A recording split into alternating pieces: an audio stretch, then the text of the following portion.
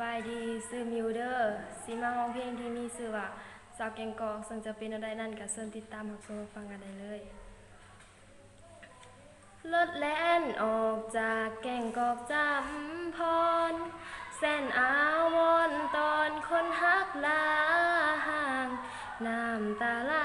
ได้ยินคำอ้ายสั่งบอกน้องนางว่าไอคออำลาเศร้าแกงกอกนี่ขอบอกจากใจสัญญาไว้สิตั้งใจคอยท่าเก็บเงินได้ให้ไอ้ฟ้าวคืนมาน้องสิท่าสายผู้ไปหาเงินน้องผู้อยู่สิตั้งหน้าคอยสายอายผู้ไปให้ตั้งใจหาเงินยามอายห่างน้องวันใจเหลือเกินอย่าไปเพลินผู้สาวไม่เด้อสายคำน้องสั่งอายนั้นจงจดจ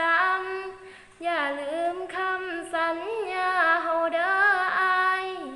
ส่วนตัวน้องสิตั้งอกตั้งใจรอคอยสายมาแต่งดองสองเฮาขอบใจเนาะที่ฟังเพลงนี้จนจบเป็นจังไดกะคอมเมนต์บอกใจโพสได้เด้อขอบใจบาย